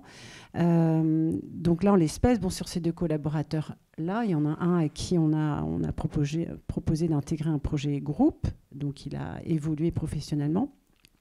Et l'autre profil, on parlait de peu de mobilité des cadres tout à l'heure. Là, pour le coup, on était confronté à une jeune qui voulait évoluer et qui s'est lassée vite, qui voulait changer de métier. Elle est dans le marketing, elle avait une expérience au demeurant sur son parcours professionnel. Donc on s'est dit, on va lui proposer un poste, on a la possibilité.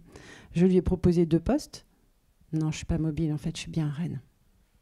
Voilà. Donc on veut bien les entendre, ces nouvelles générations, mais c'est pas simple. Elsa, je te laisse rebondir, puis je te redonnerai la parole si tu veux. Oui. Donc peut-être en complément, alors nous on n'a pas en effet aujourd'hui pleinement rencontré ces retours. Par contre là on est en pleine phase d'entretien professionnel et on a des indicateurs, je pense, qui sont aussi propres à l'après toujours crise sanitaire, de besoin de changement, de besoin de faire autre chose, besoin de se lancer dans l'entrepreneuriat. On a des personnes qui ont ce genre de projet et on avait un peu moins cette tendance-là peut-être quelques années en arrière. Donc c'est vrai que nous, globalement à la Belle-Illoise, on a plutôt tendance à avoir passablement de projets et le sentiment peut-être d'ennui ou d'avoir fait le tour d'un poste. Aujourd'hui, ce n'est pas forcément une tendance de fond qu'on peut avoir. Par contre, justement, dans la projection, de réussir à continuer aussi à fidéliser les collaborateurs, on est pleinement aussi dans les réflexions autour de l'alternance. On a conscience qu'aujourd'hui, justement, quand on a des personnes qui se projettent un peu moins dans la durée, d'avoir dans les équipes 1-2 personnes qui sont là pour être dans la découverte d'un poste, c'est aussi avoir des personnes qui, au bout d'1-2 ans, peuvent avoir des souhaits de rester dans les équipes. Donc c'est aussi un moyen de créer un peu des backups et d'avoir aussi une sécurisation de certaines... un vivier disponible dans la projection de compétences où, voilà, aujourd'hui, en tout cas, ce n'est pas un réel sujet qu'on a à rencontrer et à traiter dans le quotidien. Mais par contre, on voit cette tendance et c'est aussi en termes d'outils. Tout à l'heure, on parlait des entretiens professionnels. Nous, c'est vrai qu'on on s'attache à ce qu'ils soient vraiment pris en compte par les managers, parce que c'est eux qui les animent au sein de la Belle-Îloise, comme des vrais outils, des moments privilégiés entre le collaborateur et le manager pour se dire les choses.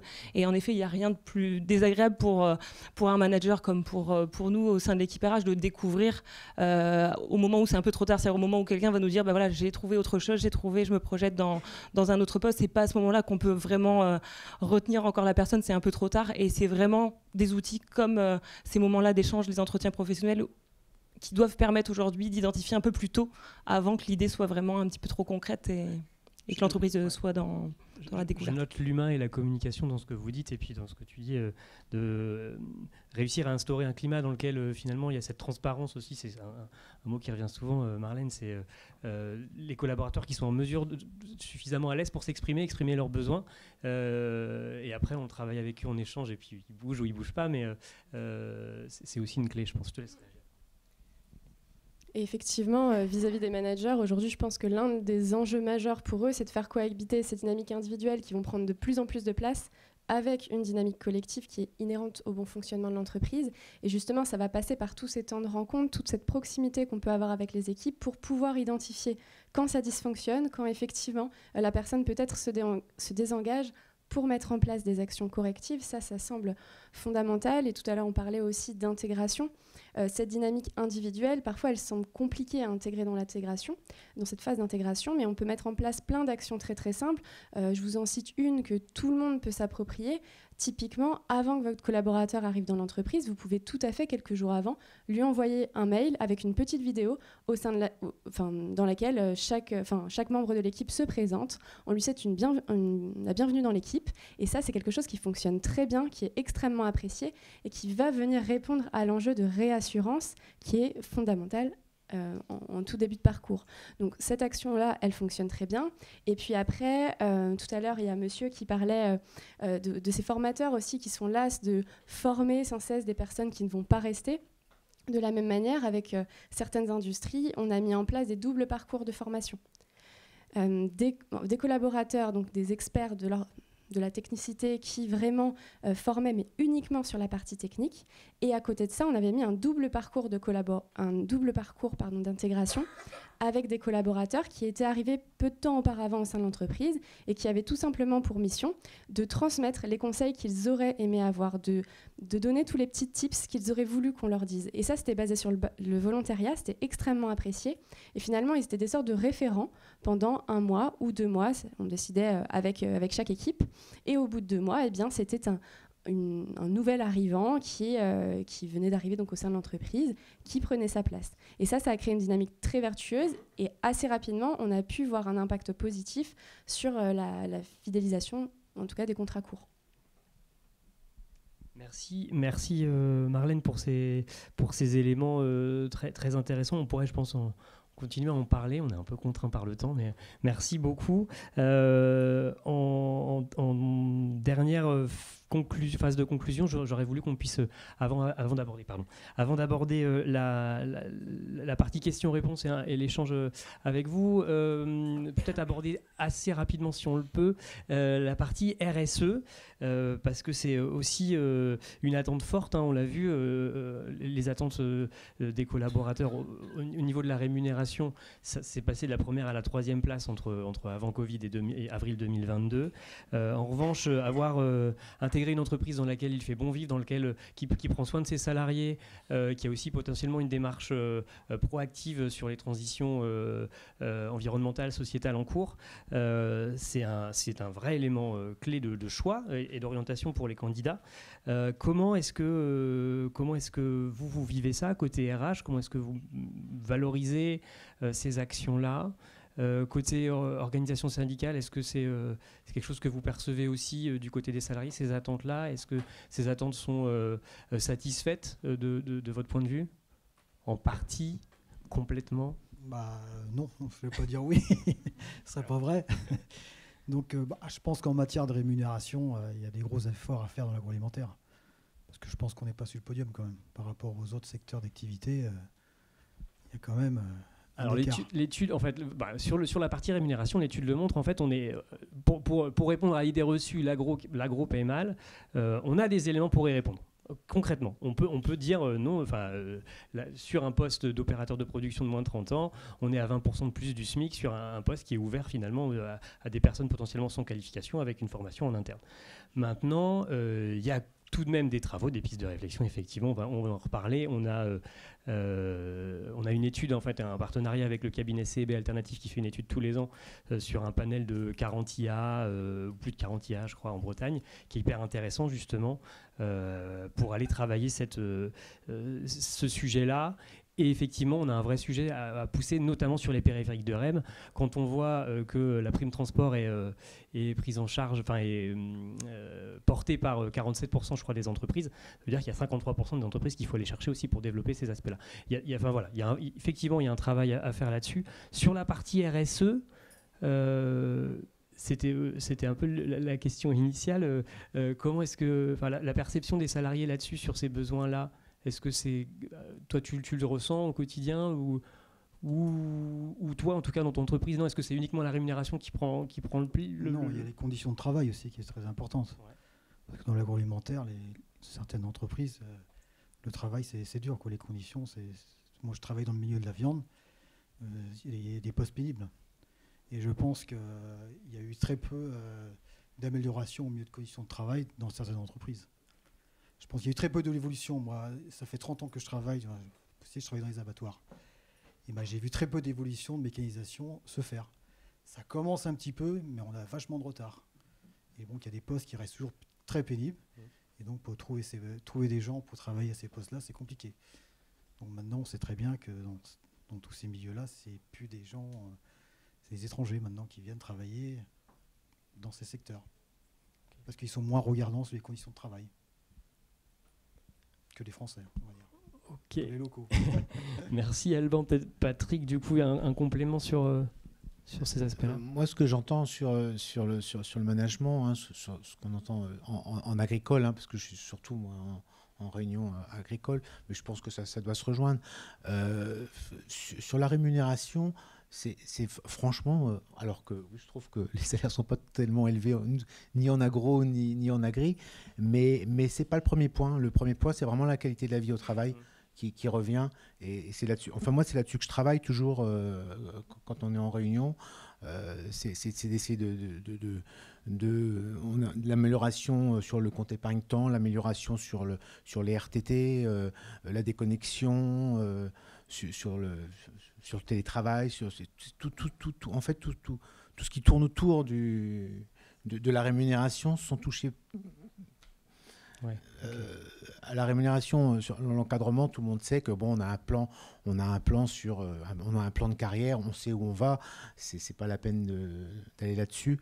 Et c'est surtout que nous, ce qu'on veut, c'est que nos collaborateurs se sentent bien au travail, afin que quand ils viennent le lundi, c'est pas dire vivement vendredi, quoi, en fait. C'est ça. Et puis même pour nous, en tant que délégués syndicats, c'est tellement plus agréable d'avoir des gens qui viennent nous voir pour nous dire tiens, c'est peut-être mieux d'améliorer ça, c'est peut-être bien de voir ça, de l'organisation des after-work, des trucs comme ça. Ouais. C'est vraiment ce qu'on recherche en ce moment. Ouais. Ok. Voilà. Elsa, Florence, des réactions là-dessus, à la fois en fait, sur le qualité de vie, conditions de travail, bien-être au travail. Comment est-ce que aussi les actions d'impact sociétaux, environnementaux de l'entreprise participent à ça chez vous ? Alors moi j'ai un exemple concret. Alors c'est une démarche qu'on a mis en place entre 2022 et cette année en production, puisque comme toutes les entreprises de l'agroalimentaire, mais pas que, les difficultés de recrutement se font ressentir depuis plusieurs années. On a voulu en fait aborder ce sujet de l'attractivité, donc sous l'angle du recrutement, mais aussi de la fidélisation. Parce que c'est bien d'aller chercher des nouvelles ressources, mais il faut aussi justement sécuriser celles qui sont déjà dans nos murs. Et on a en fait souhaité aborder cette démarche via un angle très transverse, c'est-à-dire qu'on n'a pas voulu y aller seul, je dis seul, nous RH ou sous l'angle de la production uniquement, mais on s'est fait aider puisqu'on est organisé sous un mode de processus dans l'entreprise.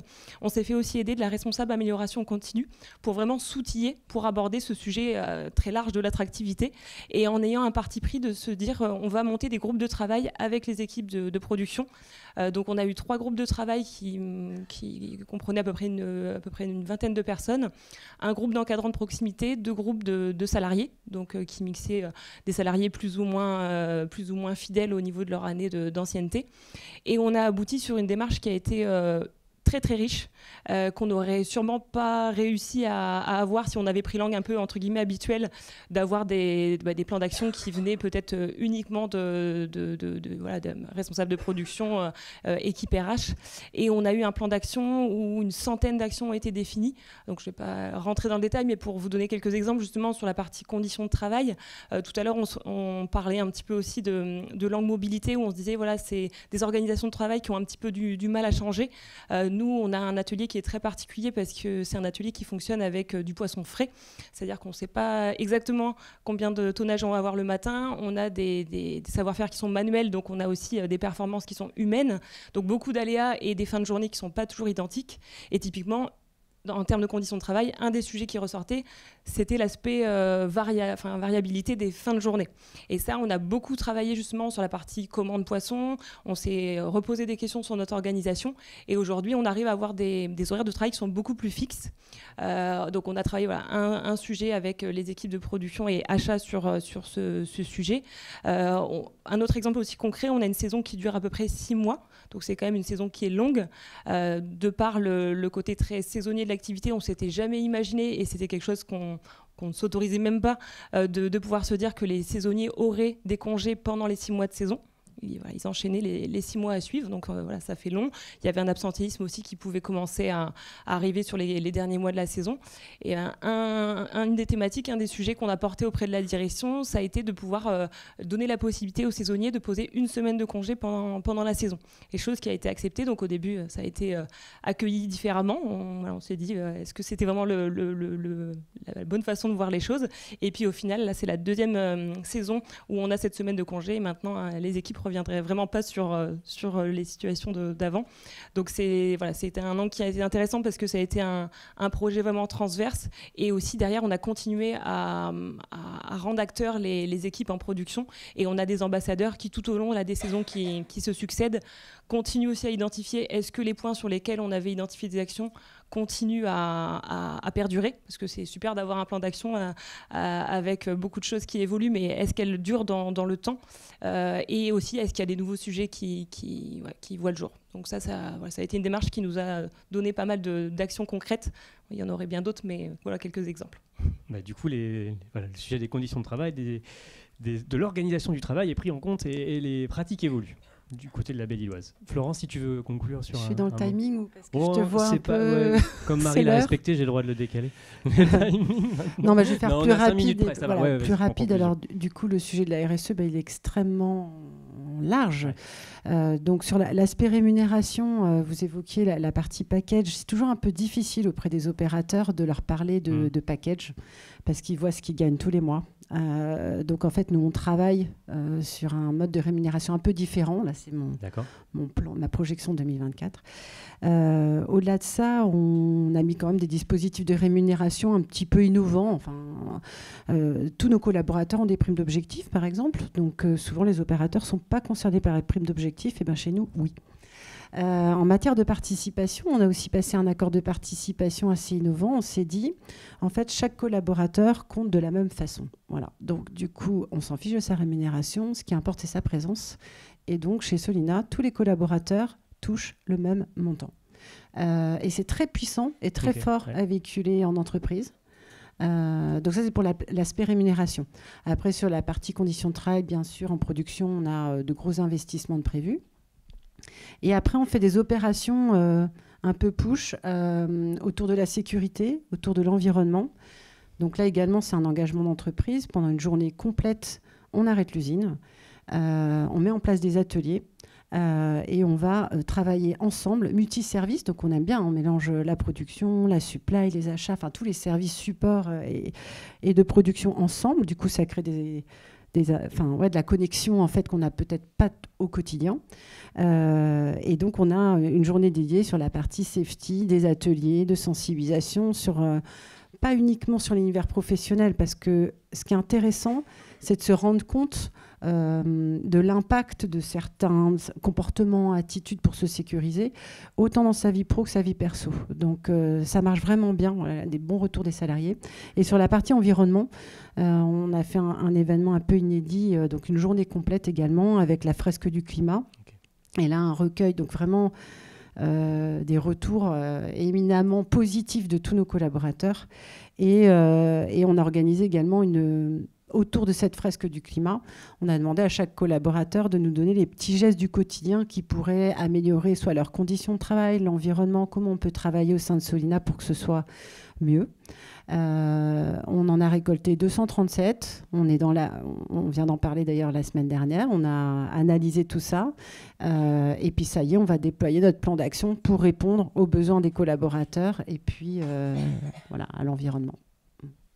Merci beaucoup. Plein de bonnes idées, d'idées aussi inspirantes, je pense, avec lesquelles repartir potentiellement en fin de journée. On va peut-être ouvrir à quelques questions s'il y en a, des questions, des remarques dans le public. L'idée, c'était aussi que ça puisse être interactif. Oui, une question là-bas.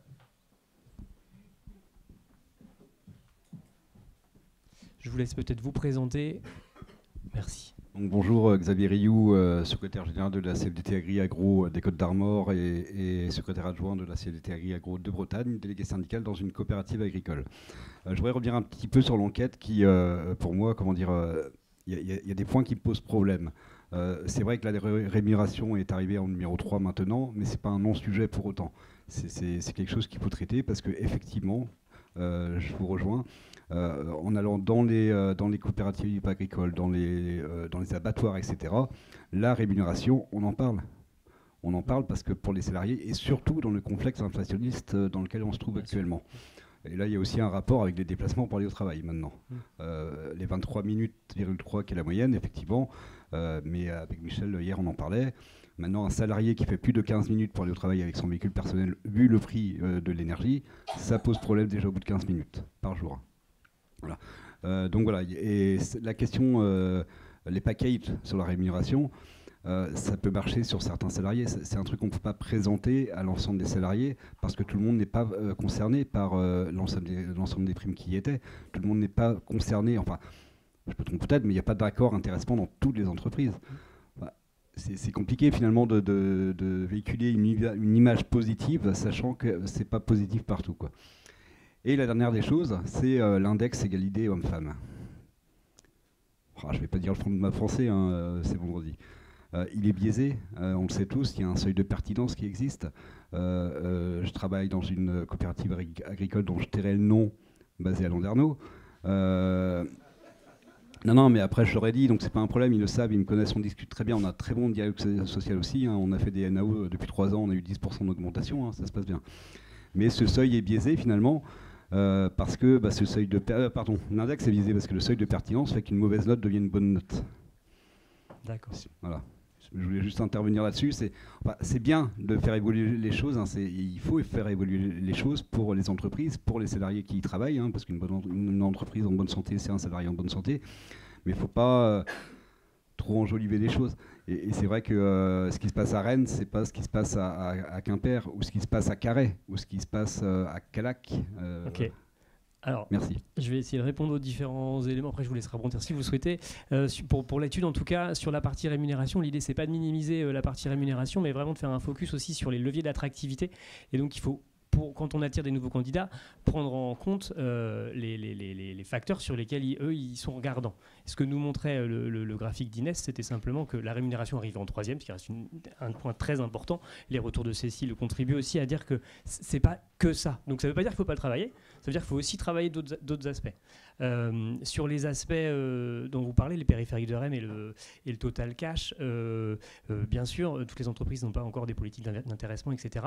Justement, nous, c'est des points sur lesquels on va essayer de travailler, de plutôt faire évoluer les pratiques, en tout cas de faire connaître ce qu'il est possible de mettre en place. Florence, on a très bien parlé pour le cas de Solina. Voilà, donc il y a aussi, bien sûr, un vrai travail. C'était d'ailleurs dans les leviers cités comme ceux sur lesquels il fallait travailler plus intensément. Et dernier point sur l'index égalité homme-femme, notre panel de répondants est alors multisectoriel et correspond aux 4 départements bretons. Après, forcément, il est peut-être un peu aussi sélectif par rapport à la typologie des entreprises qui ont répondu. Ah ouais, alors ça, moi je peux pas y faire grand chose, hein. Désolé. Bon je vais. Bon, alors on va changer l'index. C'est parti. Est-ce qu'il y a d'autres? Non, voilà ce que je peux répondre. Est-ce qu'il y a d'autres réponses de votre côté à apporter? Vous avez plus de micro? Si. Si, peut-être rebondir sur l'aspect rémunération, parce qu'en effet, bien sûr, c'est un axe qui est à travailler en parallèle de la mobilité, etc.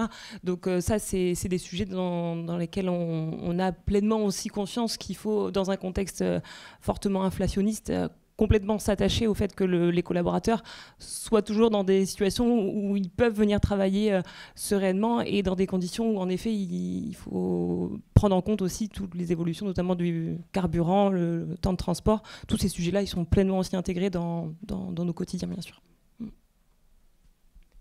Je vais peut-être laisser la parole à une autre question. Ouais, allez-y. Non, je voulais juste compléter sur l'aspect rémunération, parce que l'entreprise voit l'aspect rémunération et le salarié voit le reste à vivre. C'est peut-être aussi vers là qu'il faut regarder aussi, parce qu'on peut avoir une rémunération, on va dire, acceptable quelque part, et avoir aussi une configuration de vie qui devient plus compliquée, parce que on habite dans un endroit où le logement est cher, on a des kilomètres à faire pour trouver son travail, voilà. Et on a peut-être cet aspect-là aussi à regarder aussi sur le reste à vivre, au-delà de la rémunération, et ça pourrait rentrer dans cette globalité-là. Merci pour ce complément. Est-ce que quelqu'un veut réagir sur un autre sujet? Oui, bonjour. Laurent Leroux, cabinet recrutement Forstaff. Ça va être extrêmement rapide. Pour moi, et ça a été très bien résumé par Marie tout à l'heure, c'est l'importance vraiment des managers directs. Ça, pour moi, c'est ça qui est vraiment clé. Vraiment, c'est de muscler cette colonne vertébrale. Nous, on considère, notamment pour les cadres, la première raison de départ, c'est quand j'ai le sentiment que mon patron ne me fait plus grandir. C'est la première raison de départ d'une entreprise. Voilà, et bonne soirée à tous, bon week-end. Merci. C'est une conclusion un peu rapide, je vais me permettre de compléter. Mais non, mais bien sûr, on en parlait tout à l'heure avec Fabienne, justement, le développement des compétences des managers, que ce soit managers de proximité ou de l'encadrement ou des chefs d'équipe. Bien sûr, c'est un vrai sujet sur lequel travailler. Vous l'avez bien compris, en fait, on a plein de chantiers, mais on a aussi plein d'éléments très, très concrets sur lesquels communiquer. C'était l'objectif de cette étude. Vous le verrez, alors on va pouvoir conclure, et en tout cas cette partie-là, mais continuer les échanges si vous le voulez bien dans le hall autour d'un goûter. On a des belles choses à faire valoir, et on a aussi des travaux en commun, mais sur lesquels il faut embarquer toutes les parties prenantes, c'est-à-dire les entreprises, c'est-à-dire les organisations syndicales, c'est-à-dire les acteurs de l'emploi et de la formation, les institutionnels avec nous, la région, la DRETS, etc. Parce que ce sont des sujets complexes et qui touchent à beaucoup d'aspects. Pour conclure cette journée maintenant, parce qu'il est 17h06, bientôt 7, je voulais remercier tous les participants, également les intervenants, vous d'être venus si nombreux pour ce premier AgroLab. On voulait que ce soit un laboratoire d'idées. Je pense qu'on a réussi le pari parce que de mon point de vue, on a beaucoup d'idées qui sont ressorties, des exemples concrets, des pistes à explorer, des propositions et des idées inspirantes à aller travailler. Maintenant, à nous tous d'aller collectivement aussi les aborder dans nos différents fonctions, dans nos différentes instances, etc. La BEA, bien sûr, sera en première ligne pour traiter ces sujets-là, aux côtés de la CPRFP, bien sûr, aussi sur les nombreux sujets qu'on a identifiés. Vous dire qu'il y a des travaux effectivement à mener sur l'adaptation des parcours de formation, continuer à être en lien avec les jeunes et puis ouvrir nos usines et favoriser le témoignage et la prise l'échange en tout cas entre des salariés ambassadeurs et puis des jeunes, des demandeurs d'emploi, des personnes en reconversion. Un vrai travail aussi sur le parcours des collaborateurs, la sécurisation des parcours pour fidéliser et puis rendre fiers les salariés qui sont nos premiers ambassadeurs. Et puis la nécessité d'avancer à la fois en action au niveau des entreprises, au niveau des territoires, au niveau de la région, potentiellement au niveau du national aussi sur certains aspects. Et ça, à chacun d'activer là où il peut le faire. Et puis la BEA se fera bien sûr encore une fois une joie d'activer sur ces sujets, ce sur quoi on peut avancer, nous, de notre côté. Préciser à ceux qui nous regardent là, qui ne sont pas présentement avec nous, mais aussi que bien sûr la BEA est ouverte. N'hésitez pas à nous contacter si vous souhaitez rejoindre nos groupes de travail. Et puis profitez de vous avoir aussi pour vous rappeler 2 rendez-vous majeurs qui sont en lien direct avec les sujets qu'on aborde là. L'AMIAM, qui est un événement réservé aux adhérents et partenaires et institutionnels de la BEA, qui se tiendra le 12 octobre à Saint-Brieuc, qui est une matinée vraiment focalisée sur des ateliers pratiques. On aura notamment un atelier sur les politiques de rémunération, un atelier sur les sujets d'attractivité pour continuer à avancer. Je l'ai bien dit, c'est une première pierre. Maintenant, il faut construire l'édifice aussi de cette attractivité, à la fois des entreprises, mais aussi de la filière agroalimentaire. Et puis, notre Semaine nationale de l'emploi agroalimentaire qui revient du 6 au 10 novembre, qui continue à monter en puissance. Notre comité de pilotage et comité d'organisation au national auquel la BEA fait partie, on participe nous, au titre de la BEA pour la présentation du réseau des ARIA, aux côtés de Pôle emploi, aux côtés de l'APEC, de l'APECITA, de l'ANIA. On vient d'intégrer OCAPIAT, donc les branches potentiellement aussi. C'est vraiment une super opération pour faire un coup de projecteur sur les entreprises du secteur, sur les métiers, sur les opportunités de carrière, sur les opportunités d'insertion et d'immersion à travers le dispositif dont parlait M. Pauillac tout à l'heure pour Pôle emploi. Voilà, capitaliser sur cette semaine-là. Il va y avoir un gros boulot de fait aussi en communication nationale avec un coup de projecteur sur toutes ces initiatives. Voilà, ce sera la réussite aussi de cette opération, de voir la multiplicité des actions qui ont été organisées. Il me reste à vous souhaiter une très belle fin de journée et à vous dire à bientôt ou à très vite dans le hall pour un goûter. Merci beaucoup.